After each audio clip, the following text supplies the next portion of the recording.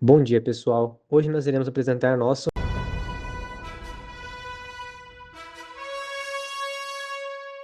Hoje nós vamos falar sobre o governo constitucional de Getúlio Vargas. Vargas chegou ao poder com a Revolução de 30 e governou provisoriamente até 1934. Nesse período havia grande pressão para que o país voltasse a ter uma constituição.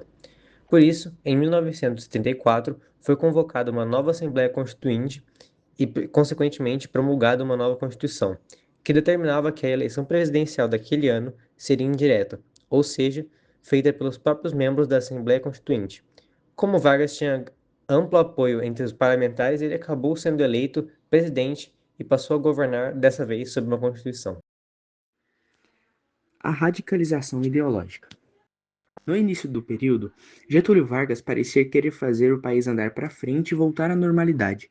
Mesmo com uma Constituição limitando os poderes do Executivo, ele aproveitou a instabilidade política que o Brasil vivia. Mas essa crise não acontecia só aqui. Depois da crise de 1929 e da Grande Depressão, vários países passaram a buscar novas formas de governo. Nos países capitalistas surgiu o New Deal. Ao mesmo tempo, o socialismo ganhou força e o fascismo apareceu como uma alternativa ao capitalismo e ao socialismo. Ação Integralista Brasileira versus Aliança Nacional Libertadora. Em 1932, surgiu a Ação Integralista Brasileira, a AIB, um movimento de extrema-direita inspirado no fascismo italiano de Benito Mussolini. Defendia o nacionalismo, o anticomunismo, o autoritarismo e o culto ao líder. Como resposta, surgiu a Aliança Nacional Libertadora, a ANL, um movimento de esquerda que defendia a suspensão do pagamento da dívida externa, a nacionalização de empresas estrangeiras e reforma agrária e o combate ao fascismo. Luiz Carlos Prestes apoiou a ANL e defendia uma revolução com a ajuda das Forças Armadas. Vargas declarou a ANL ilegal, o que aumentou a tensão.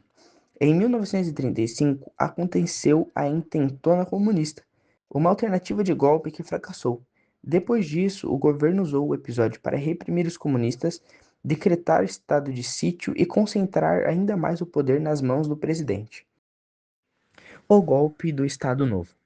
Mesmo com eleições marcadas para 1937, Vargas queria continuar no poder. Nesse período, surgiram as candidaturas de Armado de Salles Oliveira, José Américo de Almeida e Plínio Salgado. Aproveitando o clima de medo do comunismo, Vargas e setores do exército passaram a defender uma solução mais autoritária, uma ditadura. Em 1937 foi divulgado o Plano Cohen, um documento falso que dizia existir um plano comunista para tomar o poder no Brasil. Usando isso como justificativa, Vargas fechou o Congresso, extinguiu os partidos políticos, cancelou as eleições e suspendeu a Constituição. Assim, começava a ditadura do Estado Novo.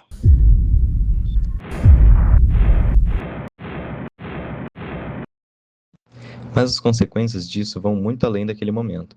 A intentona comunista não só fracassou, ela abriu caminho para algo muito maior, o fortalecimento do autoritarismo no Brasil. O medo do comunismo foi usado como ferramenta política. Direitos foram retirados, opositores foram perseguidos e a democracia foi deixada de lado. E tudo isso culminou no Estado Novo, uma ditadura que marcou profundamente a história do país. Hoje, em vários países, inclusive no Brasil, ainda vemos momentos de polarização política, com discursos cada vez mais radicais. Muitas vezes, o medo de um inimigo, seja ele político, ideológico ou social, continua sendo usado para mobilizar pessoas e justificar decisões mais duras. Os anos 1930 mostram que crises, medo e desinformação podem abrir espaços para líderes mais autoritários.